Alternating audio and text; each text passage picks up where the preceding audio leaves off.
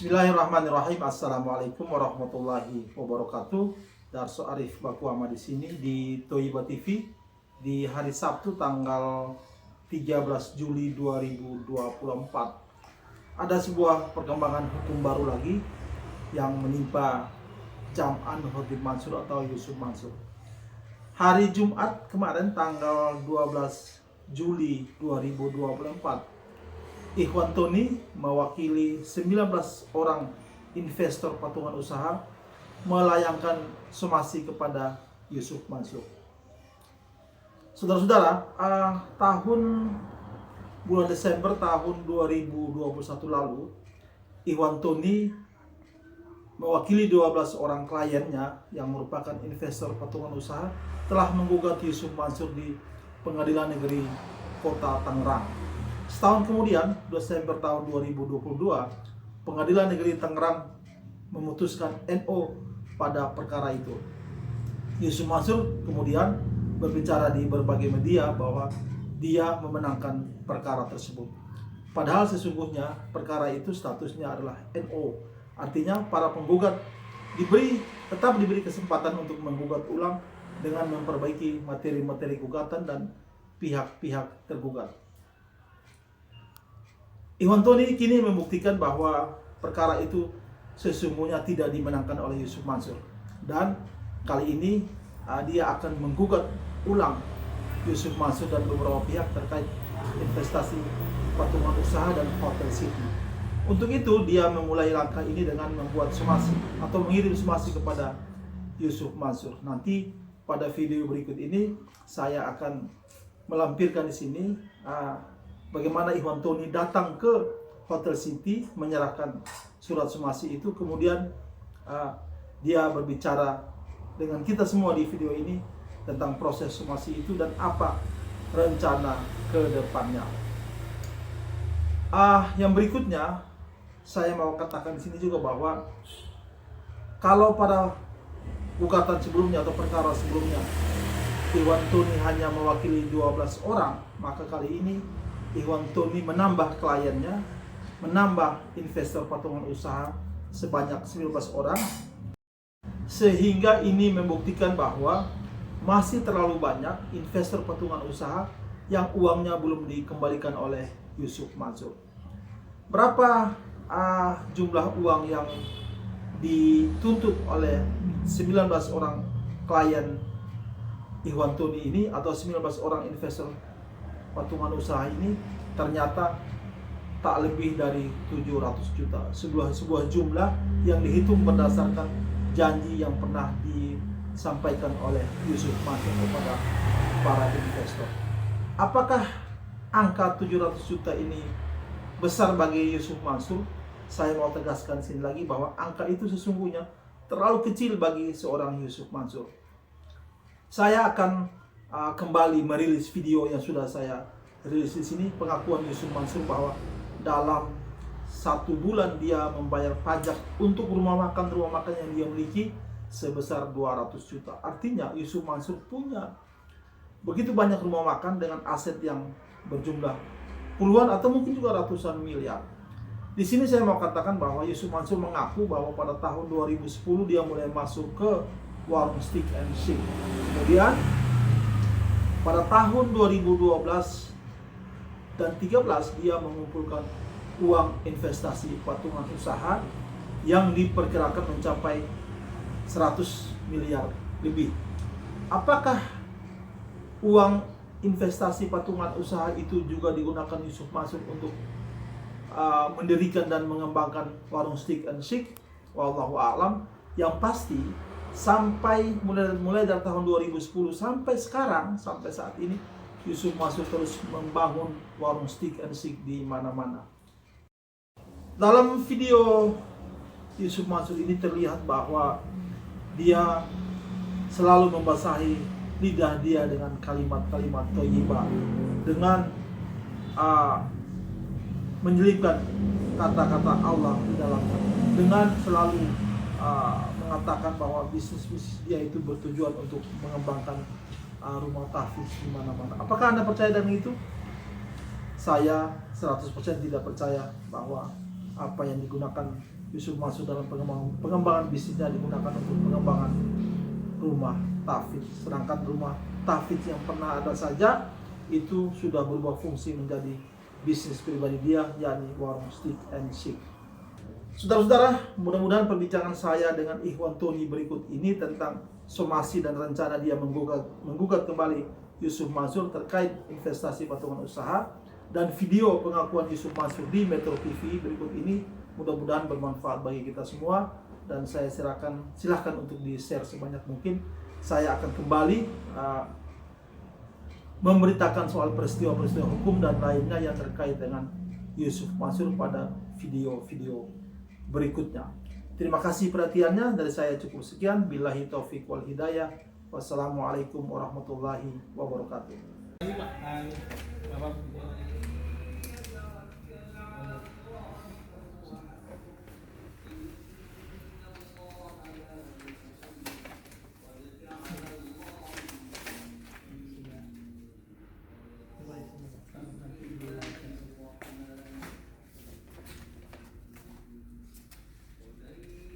Bukan langsung ke sana, nggak bisa?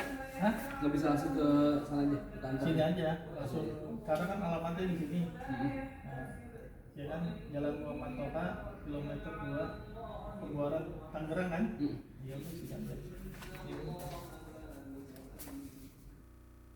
Assalamualaikum warahmatullahi wabarakatuh. Hari Jumat tanggal 12 Juli 2024. Ini Mas Ikhwan Tony lama sudah tidak pernah atau belum bikin berita. Kali ini Mas Ikhwan akan membuat sebuah berita yang mungkin saja baru lagi bagi kita, masih terkait dengan Yusuf Mansur. Apa berita yang akan disampaikan oleh Mas Ikhwan Tony? Kita serahkan ke beliau untuk menyampaikan. Ada berita apa hari ini Mas Ikhwan? Ya, tadi pagi ya Pak Darso, kita baru bersama rekan-rekan kita baru memberikan surat somasi atau peringatan untuk kita akan upayakan lagi ya menuju ke litigasi non litigasi ke litigasi. Nah, ini kan proses non litigasi ini. Nah, kita somasi dulu, kasih peringatan kepada saudara Yusuf Mansur. Yusuf Mansur lagi. Ya. Jadi kita di sini mewakili 19 orang. Dulu kan 12 orang. Iya. Jadi Sekarang pertama. Masih terkait dengan investasi patungan usaha. Masih terkait dengan program patungan usaha. Jadi kalau pada tahun lalu itu Mas Ikhwan mewakili 12 orang yang perkaranya berlangsung di Tangerang, Kota Tangerang. Sekarang ada penambahan. Korban masih korban investasi patungan usaha. Masih. Iya. Jadi yang 12 orang kemudian ditambah lagi dengan 7 orang lagi yang baru. Ditambah dengan 7 orang. Iya. 7 orang lagi. 7 orang lagi. Dan satu kan masih sudah almarhum gitu ya. Oh iya. Pak Nanan. Iya. Jadi kita kesampingkan juga. Iya. Jadi selama ini kan orang-orang kan mengatakan bahwa Mas Ikhwan sudah kalah perkara di Tangerang dan selesai. Ternyata ini kan enggak. Enggak, belum. Kalau kemarin kan memang pertimbangan dari hakim itu kenapa kita ditolak. Ya. Jadi ada pertimbangan hakim yang lain kan. Ya. Nah, sedangkan kalau menurut kita pertimbangan kita seharusnya ini diterima, Ya. hanya ditolak kan gitu. Karena waktu ini kita flashback lagi, lagi ke belakang ya. Ya. Waktu kita ajukan gugatan, hakim sendiri bilang ada perbaikan apa tidak. Ya. Akhirnya kita perbaikan gugatan itu tanpa kita mengurangi petitum ya permintaan kita kan. Ya. Tapi kok endingnya malah sama hakim kok ditolak. Gitu. Padahal hakim sendiri minta untuk berbeda. Iya, untuk ada perubahannya. Akhirnya kita perubahan. Nah, perubahan itu menurut kita selama tidak merubah nilai apa yang kita minta, tidak melebihi tidak melebihi, itu sah-sah saja. Karena kita patokannya juga jurisprudensi, selama tidak melebihi apa yang kita minta, itu seharusnya hakim menerima. Gitu. Jadi somasi hari ini ditujukan kepada Yusuf Mansur. Kepada Yusuf Mansur. Iya. Kamu saya bacain bagaimana ini Pak? Poinnya aja Pak, Mas. Ya, poinnya ya. Somasi. Oke. Sehubungan dengan bukti transfer dan sertifikat kepesertaan patungan usaha, pendirian dan pengembangan hotel apartemen haji dan umroh melalui Bank Mandiri rekening sekian-sekian atas nama saudara, ya saudara Yusuf Mansur. Ya. Maka perlu kami sampaikan kepada saudara terkait hal-hal berikut. Ya. Bahwa satu, klien kami di tahun 2012 dan tahun 2013 telah mentransfer sejumlah uang ke nomor rekening saudara Ya. dalam program patungan usaha yang saudara kelola, Ya. yaitu untuk objek pendirian dan pembangunan hotel apartemen haji dan umroh Ya. yang saat ini bernama City Hotel Ya. dengan nominal 10 juta dan 12 juta. Ya. Ya kan? Maka dengan bukti transfer itu ya, saudara memberikan bukti berupa sertifikat. Ya. Dan akhirnya klien kami dari 19 orang ini mendapatkanlah sertifikat dari Ya. saudara Yusuf Mansur. Ya. Oke. Nah terus yang kedua, bahwa di dalam bukti surat sertifikat tersebut, ya bahwa di dalam bukti surat sertifikat sertaan tersebut, saudara mensepakati, Ya. menetapkan dan menjanjikan kepada klien kami bahwa klien kami akan mendapatkan bagi hasil sebesar 80% Ya. per tahun Ya. dari tanggal penempatan atau dari tanggal yang akan ditentukan kemudian oleh saudara. Ya. Akan tetapi, dan yang ketiga akan tetapi faktanya saudara sampai saat ini, sampai saat ini somasi ini dilayangkan tidak melakukan kewajiban yang telah saudara janjikan di dalam perjanjian sertifikat tersebut. Ya. Yaitu saudara akan memberikan bagi hasil 8% per tahun. Oh. Gitu. Jadi klien kami itu dijanjikan Pak dulu yang ikut, nanti setelah penempatan ya dananya itu nanti setahun ya penempatan itu akan diberikan hasil 8%. Nah, dari 19 orang ini Ya. kita tanya ada yang terima nggak? Tidak ada yang terima. Dari sekarang somasi ini permintaannya apa, Mas? Ini masih Ya. saya teruskan lanjutin Ya, lagi ya, Pak. ya. Bahkan setelah 10 tahun berjalan saat ini klien kami juga tidak menerima pengembalian dana refund Ya. ke dalam rekening klien kami. Padahal sebagaimana yang sudah janjikan pula di dalam syarat dan ketentuan sertifikat tersebut, klien kami akan mendapatkan dana refund tersebut setelah 10 tahun dana tersebut dikelola oleh saudara. Ini kan jatuh tempo nih Bang. Lewat malah. 2024 kalau misalkan 2012 sampai 2013 ya. Ya. Kalau 2024 berarti kan sudah jatuh tempo. Ya. Nah, 2004 nah, seharusnya ada klien kami itu yang dananya seharusnya selama 10 tahun ini itu dikembalikan. Ya. Nah, tetap menghasilkan income Ya. kalau hotel itu berjalan Ya. kan gitu. Nah, tapi kita tanya ke klien kita semua belum ada. Ya. Kita laporkan. Sedangkan untuk permintaannya nih Pak ya, Ya. langsung ke permintaannya ya. Ya.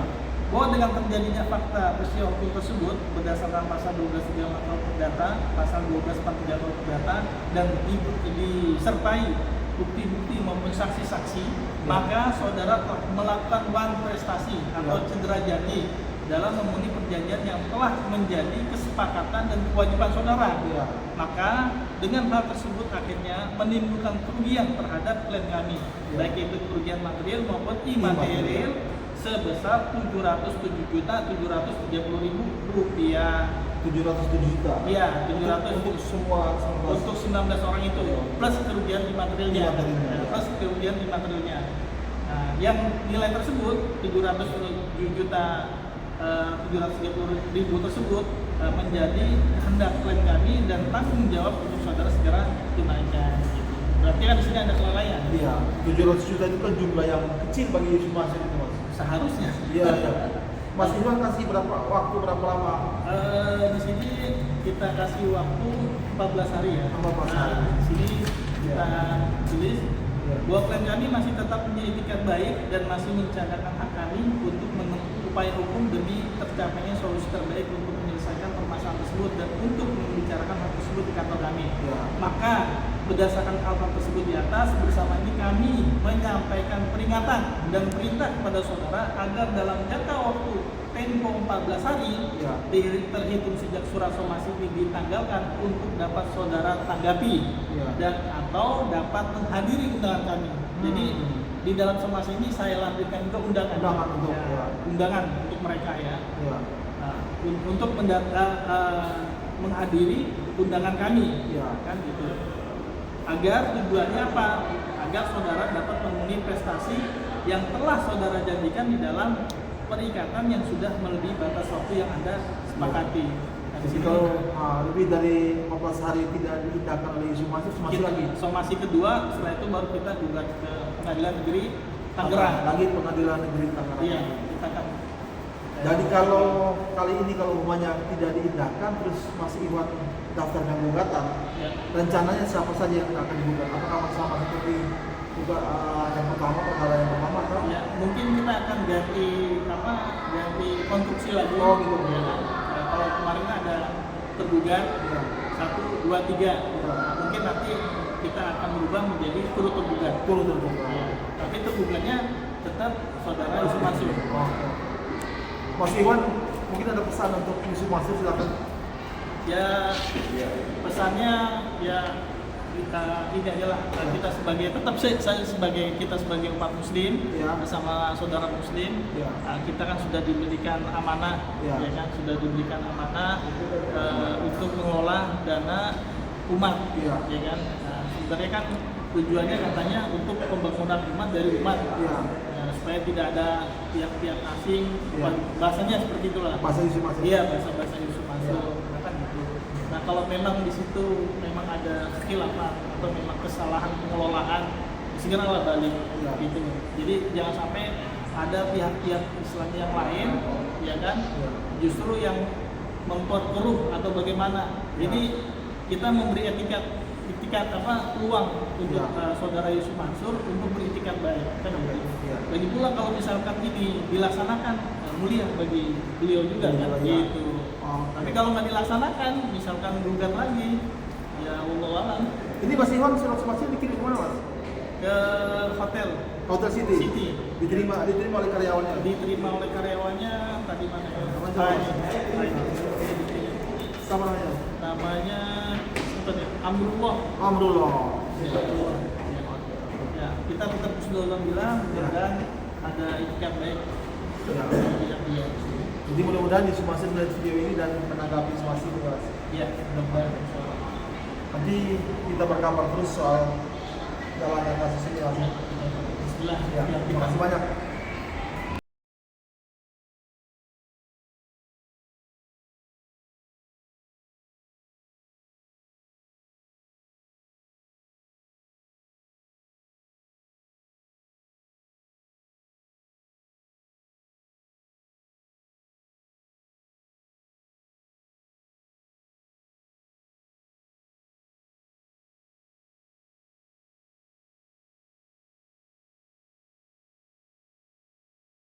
Kita akan hadirkan terlebih dahulu informasi mengenai bisnis Ustadz Yusuf Mansur dalam bentuk grafis yang kami hadirkan kepada Anda.